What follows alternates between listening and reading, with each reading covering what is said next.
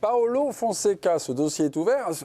J'avais un peu ouvert le dossier hier avec Hugo Guillemet, parce qu'il y avait une question d'avant-match sur, dans les grands matchs, la question était un peu rotorde, hein, voilà. Mais Fonseca, les grands matchs, on vous a fait peut-être une statistique, ça va partir, ou en tout cas un petit truc. Il y a des grands matchs, et Fonseca, à chaque fois, il les a un peu ratés. Cette petite musique qu'on entend. Mais est-ce que ce soir... c'est 100% pour les joueurs, on a critiqué leur attitude, ou alors il y a une part de responsabilité de Fonseca, et en quoi il est responsable sur cette élimination. Il faut rappeler que ce n'est pas juste avec Lyon qui a ce constat, on l'avait vu aussi avec Lille. Il y a eu des saisons où avec Lille, il était un petit peu comme avec Lyon la saison dernière, le mieux placé pour choper une place en Ligue des Champions, et sur les 2 dernières marches, il se casse la figure, enfin son équipe en tout cas.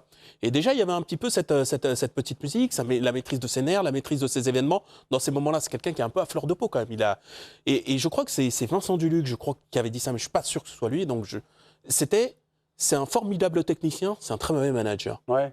Et j'ai eu l'impression qu'il touchait quelque chose. C'est-à-dire qu'effectivement, Fonseca, c'était l'entraîneur parfait pour ce Lyon, on va dire, un peu en récession, pour lui donner une allure de bonne équipe, de fond de jeu. C'est un des meilleurs pour transmettre ça.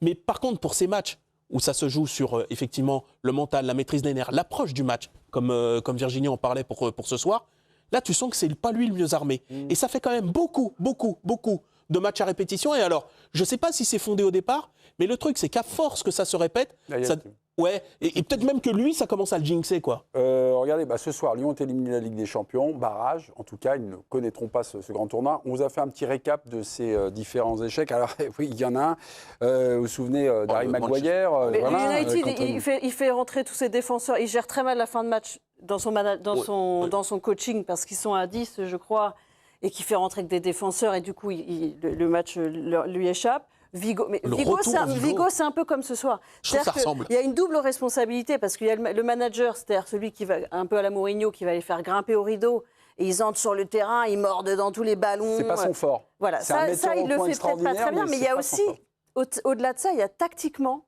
sur ces matchs-là, il est dans une recherche d'équilibre. On sent beaucoup plus que sur certains matchs de Ligue 1 où il va prendre des risques.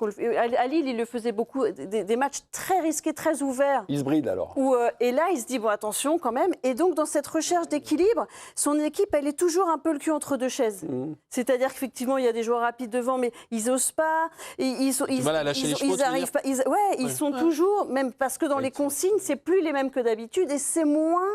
tranchant. Il beaucoup de peur. Moi, et du coup, ils jouent la peur au ventre, exactement.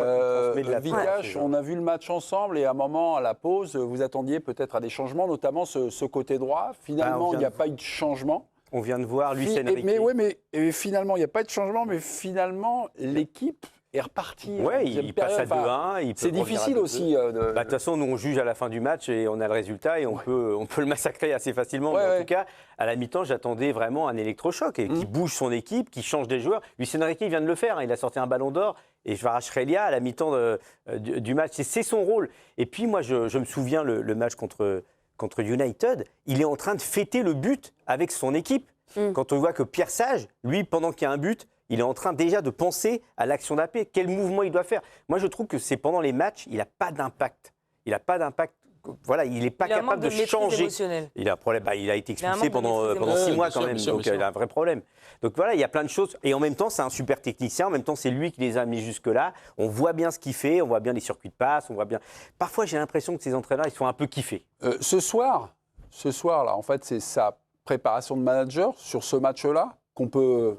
Après, on peut discuter du coaching. C'est ça, c'est le sens de l'événement, le dire les mecs. Ce soir, vous mordez dans le ballon. L'attitude de son groupe dit ça, en tout cas. Ça se reproduit trop, parce qu'on a parlé de Vigo, de United. On pourrait parler du match de Coupe de France contre Lens, où ils sont chez eux. Contre Lens, la finale avant l'heure de Coupe de France, et ils se font éliminer la saison dernière. On peut parler de la fin de la saison de Ligue 1.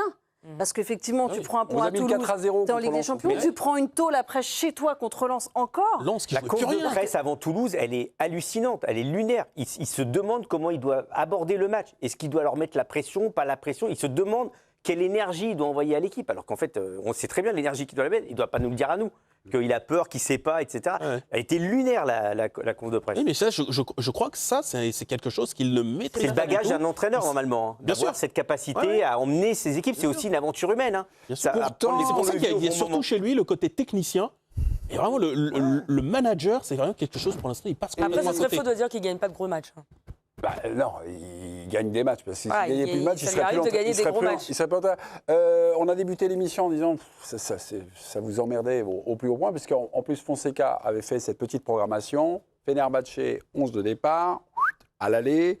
On change, on va jouer à Toulouse, E1, et les gars se reposent et tout ça. Il y a aussi quelque chose entre ces joueurs et lui qui ne passe pas. Alors, c'est peut-être de sa responsabilité. Mais pas que. Non, j'ai pas d'écho là-dessus sur ça se passe mal dans le vestiaire ou quoi. Non. Pour moi, c'est un bon meneur d'hommes. En fait, je ne suis pas forcément d'accord avec tout ce qui se dit sur le plateau. Je reste un peu en retrait, il y a les émotions. Mais Paulo Fonseca, c'est un très très bon technicien, oui. C'est ce qu'on a dit. Tacticien, Ouais. oui. Ouais, c'est ce Mais pour moi, c'est aussi un bon meneur d'hommes. Et Mais ça, Lyon, tu le vois où, par exemple?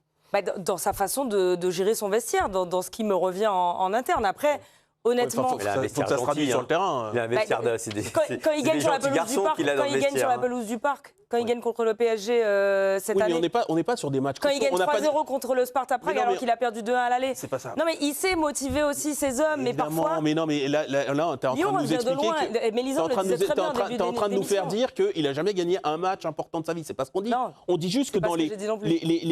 les matchs de la bascule, très souvent... Les gros matchs. Voilà, Les il grands rate. matchs. Oui, mais moi j'ai C'était du un grand mal match. avec l'idée de tout mettre sur le coach. Bah ouais. Désolée. Non, mais Non, c'est- là on parlait de lui. Bah, On va pas s'occuper tout des mettre sur joueurs. le coach, si tu veux. t'inquiète pas, hein, c'est pas que le Lucas, coach. spontanément, hein, c'est vous vrai. avez dit, en fait, le vestiaire, il est gentil. Ah bah oui, il a un vestiaire gentil. Je veux dire, heureusement qu'il n'a pas de problème avec des joueurs qui sont... Ouais.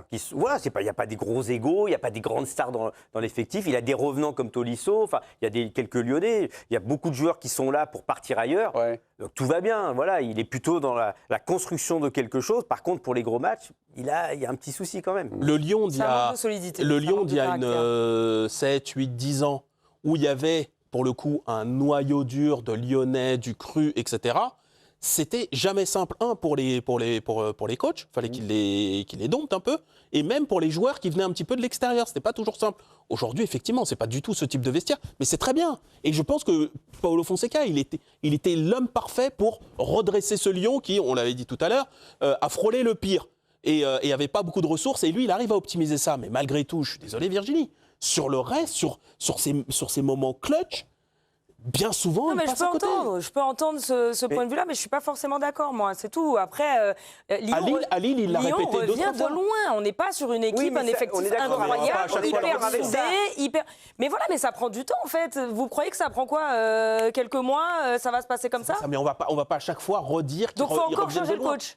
Mais on n'a pas Mais dit non, ça. pas Là, du on tout, parlait, non, pas du tout. Là, on parlait de quelle est la responsabilité de Paulo Fonseca dans le résultat de ce soir. On n'est pas en train de te dire que Honnêtement, c'est pas un atout pour Lyon, on vient de le dire. C'est l'homme idéal pour ce Quand Lyon-là. Mais je trouve que dans ces moments-là, Il lui manque Aujourd'hui- un truc. Il lui aujourd'hui, manque avec un ça- truc dans les gros matchs. Voilà. Et aujourd'hui, avec 5 remplacements, honnêtement, à la mi-temps, Tu il peux doit impacter. envoyer 2 ou 3 joueurs, il doit envoyer un message fort et il doit envoyer de la folie. Après, son coaching Mata, est pas mal. mettre leur Hein. match. Boudage qui Putain, entre, mais ça, c'est il bien. avait prévu Mais 60e, ça c'était prévu. Ouais, tu sens c'est que pas c'était un pas truc son mauvais qui coaching. est de folie instinctive, un truc qui ressent. et lui, il a un avait truc. prévu le 60e. À droite, ça prenait l'eau donc, de cette première période. Vous aviez, enfin en tout cas, on a regardé ensemble, Mata, Maitland-Nice, ça aurait pu être machin, mais Maitland-Nice, après, il fait une passe décisive sublime. Tessman, Bistrup, et puis Bouddha, Chouimbert pour Nuama, qui était un peu à l'envers. Alors, Schulz derrière l'attaquant. Ouais, Il aurait pu le faire. Ah bah là, c'était là, carrément. Là, c'est Non, mais quatre, Schulz, plutôt. Non, mais il y avait des changements à faire plus tôt, hein, même Il y avait Abner, Cloyf. Enfin, il y en a qui, Bah ouais. athlétiquement, n'étaient pas bien. Mais hein, même, donc, il met des pas gars dans les obligé. demi-espaces, mais que des mecs statiques. Tessman dans le demi-espace, il sert à Ouais, rien il peut du pas, tout. il Je veux dire, à un est pas moment assez donné, il faut vif. un peu de joueurs techniques capables de se retourner, d'aller attaquer la profondeur. Il n'y a pas grand monde qui attaquait la profondeur aussi. Pardon, mais quand tu as 3 flèches comme ça, là, les Openda, les Fofana, des Nuama, est-ce que derrière, sur l'alimentation, ça doit jouer plus vite, plus vite, plus vite Openda, ils l'ont pas trouvé du match. Jamais, Ils n'ont pas cherché. jamais. Alors que c'est le point faible de l'autre Transparent. côté avec Skienard dans son dos. Ouais. Donc non. Mais c'est pas un problème de positionnement, d'alimentation. Soit tu les. Enfin, j'ai l'impression qu'ils n'ont jamais joué en bloc, les gars. Oui, mais C'était un peu comme ça, un peu. Ouais, pense que il donne contra- l'impression sur les contrairement- gros matchs, comme je disais tout à l'heure, d'avoir le cul entre deux chaises. peut-être. C'est-à-dire qu'il y a Je pense qu'il y a des consignes sur l'équilibre à garder. Ouais. Parce qu'attention, ils ont Greenwood, ils ont des joueurs de talent. Ouais. Attention les gars. Et en même temps, jouer comme d'habitude pour ces joueurs-là, donc nourrir les offensifs, attaquer vraiment les espaces quand ils s'ouvrent. Et là, ils ne le font pas parce qu'ils sont dans une espèce d'entre-deux.